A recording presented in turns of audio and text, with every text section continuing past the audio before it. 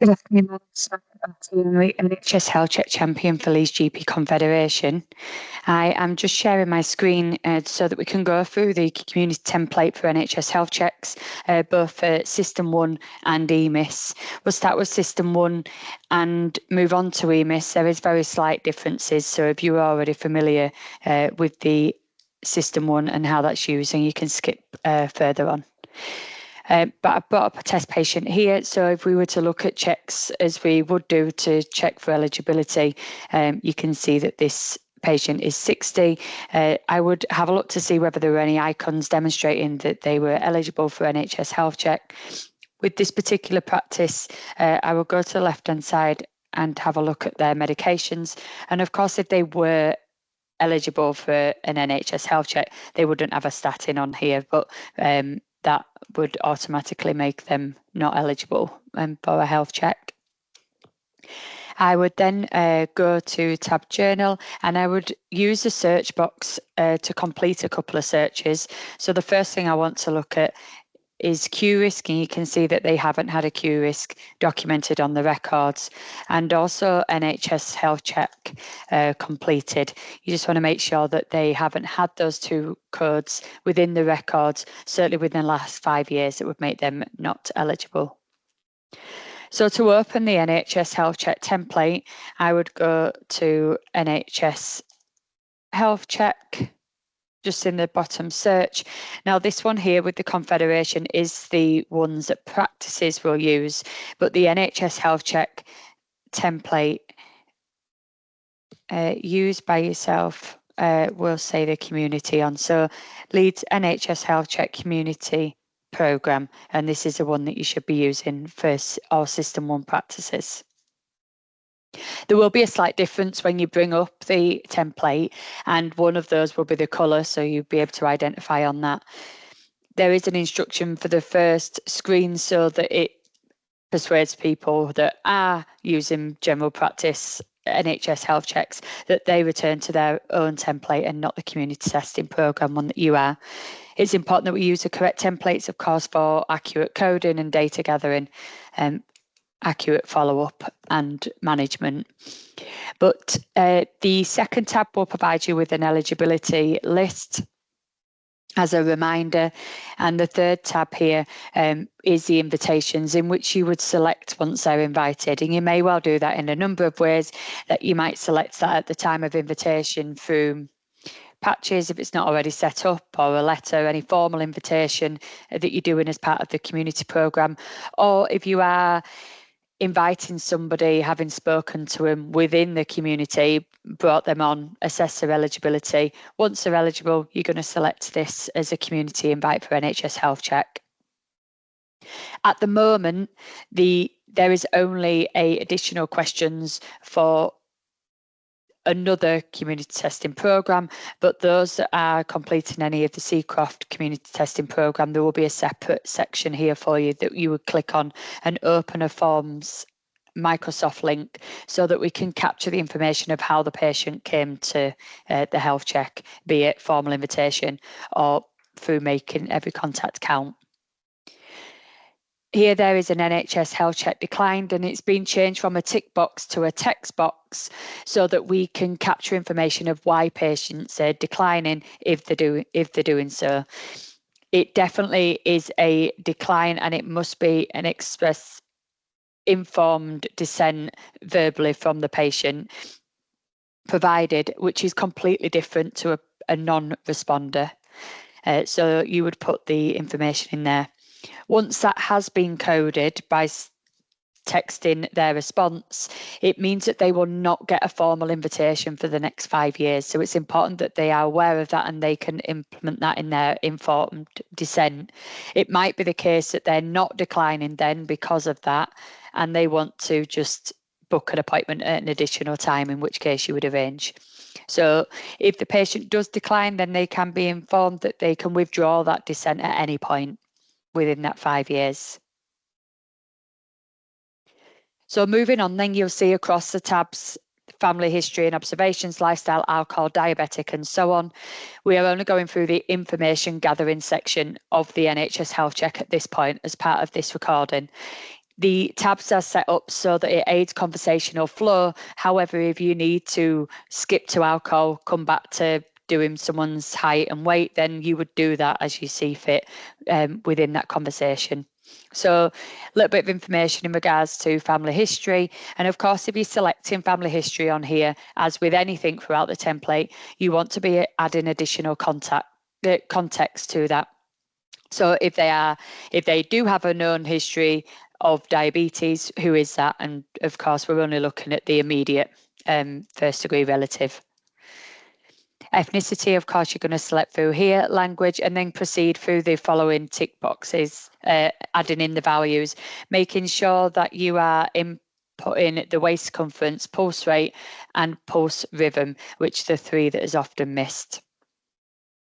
If they do request or do need a home blood pressure monitor, this is where you can document using this template, this pencil here. So for example, if I recorded a blood pressure of 150/90 and that was my second reading and it indicated a home blood pressure reading, then I can add this additional context here. So requested for home blood pressure readings, and then the actions of the processes that you've got in place, depending on what they are. So you will refer to your own PCN process for that. Lifestyle, again, exactly the same. You would continue as you would, filling in all the boxes relevant to the patient. So whether they are a smoker, we want to capture the information of how much they're smoking and also their motivation for stopping. So whether they're interested, thinking about stopping or want to stop smoking, adding any additional context that may well be beneficial to the next clinician. There is some links here for referrals to stop smoking service, weight management services, and also the tick box and the additional context boxes, again, to aid future conversations or document what you've actioned within that appointment.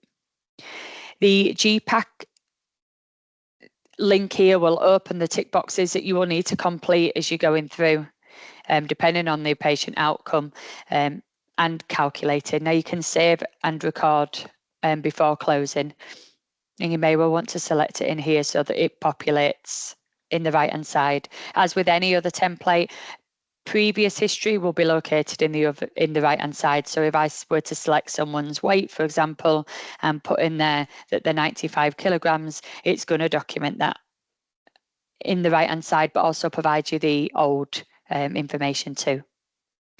So moving on to alcohol, exactly the same. You're going to document their units that they consume and then proceed to these 3 questions. If they do score 5 and above on these 3 questions here, so say for example, as we input it, we are going to open this link and then fill out the rest of the questions.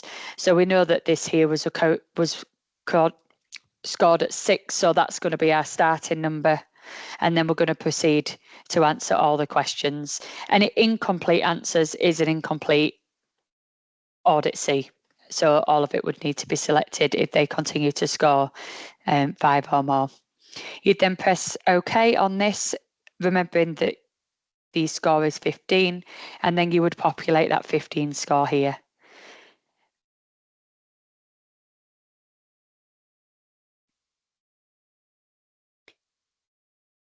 So on here it says what should be indicated for the patient, whether it be 0 to 7, 8 to 15, and so on and so on. And your actions would be documented, whether it be referral, lifestyle advice, or pre-intervention.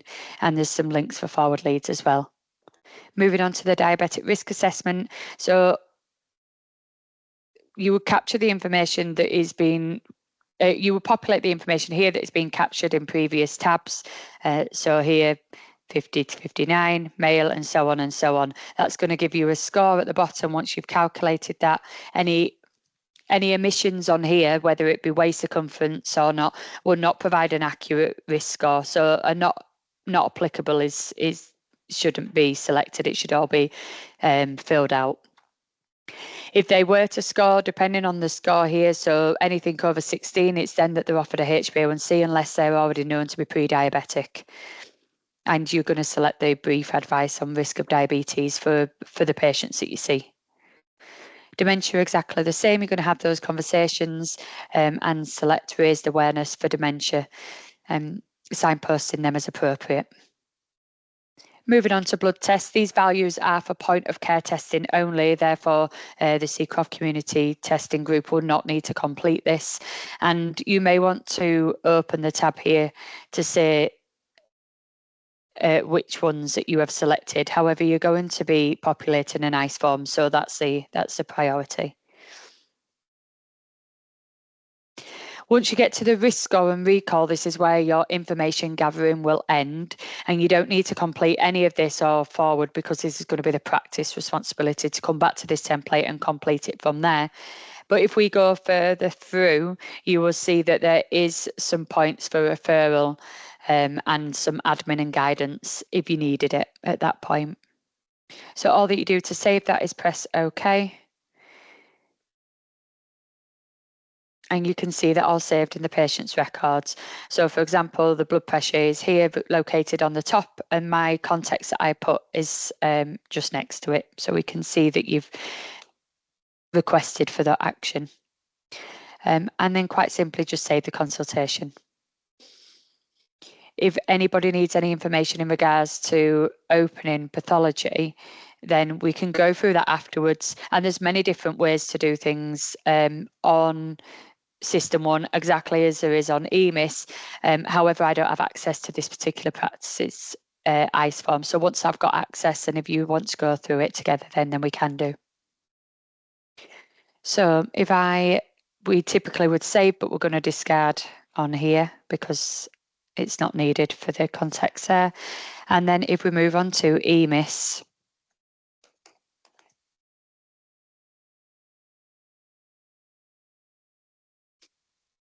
so I've already brought up the patient on EMIS, and I've done so because when you open EMIS patients, it shows your previous patients, and obviously we don't want to share that on this screen share here. So I did so by selecting EMIS, going down to search patient and typing them in, or you can select it via find a patient at the top, or by using your hotkeys as well. You are able to configure the toolbar at the top for EMIS, so when you're using the same ones all the time, you can put that to yourself and it will be the same every time. And you do that by selecting customize quick access toolbar. So exactly the same quick actions or quick checks here, but for EMIS. So age is here, and if you need to know the demographics, you can drop that box down here. If I move the sharing of the screen, on the right hand side you can see some pop-up alerts.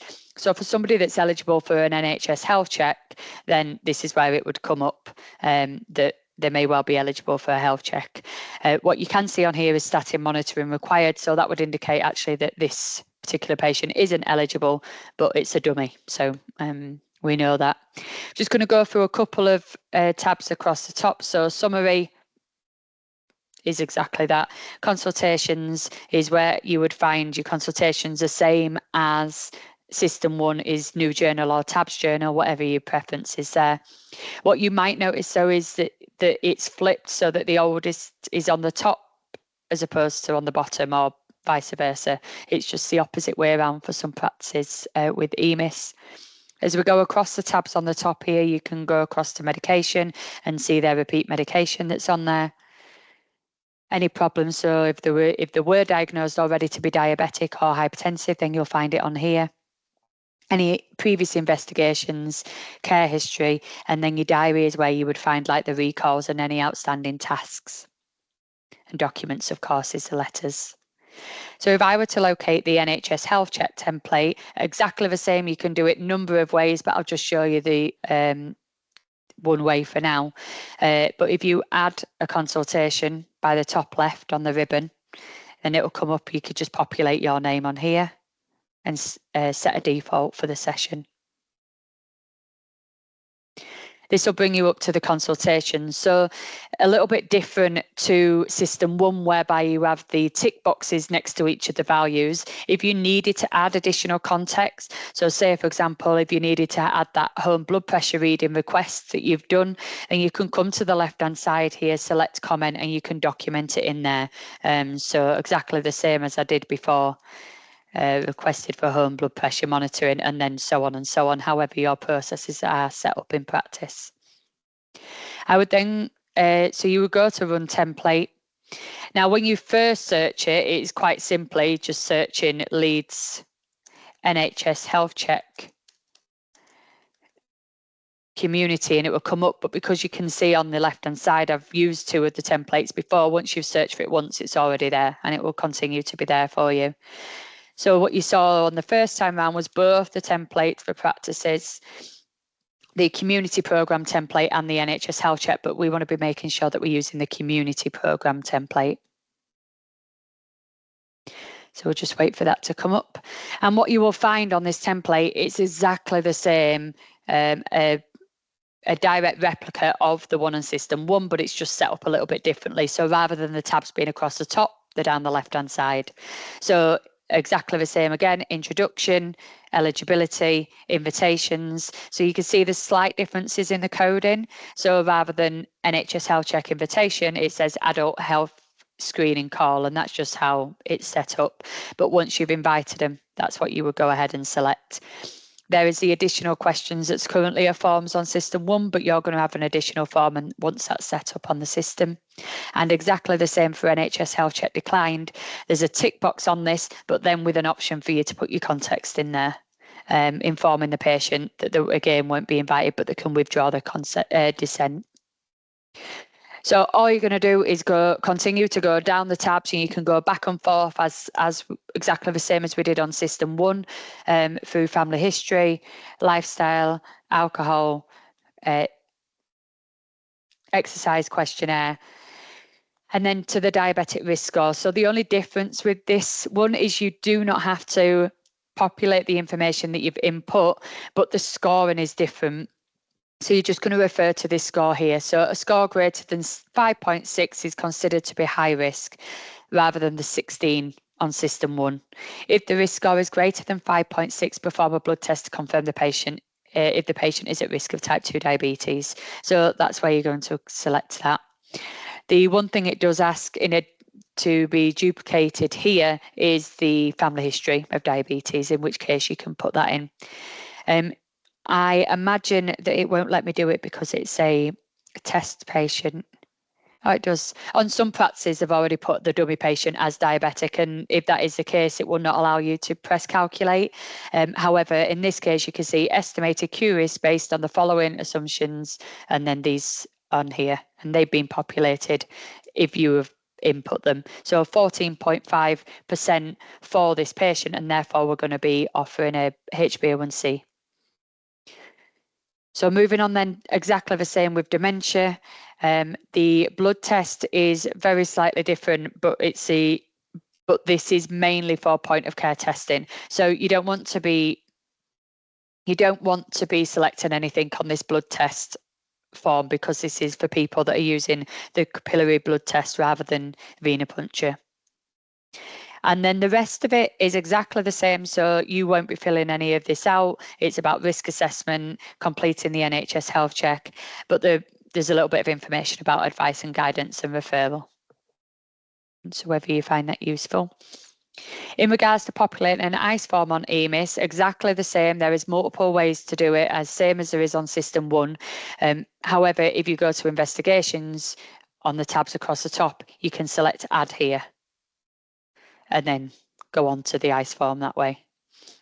You can also configure your toolkit at the top, I believe, in order to set that up. And once you're all set up with ICE, then we can make sure we configure them so that it's easy for you to use. So a couple of differences to finalise with system 1. Once you've come out of this tab and go back to consultations, we've already saved it, so it will come up at the top here. So the only thing that we didn't put anything in, so you would just need to save the consultation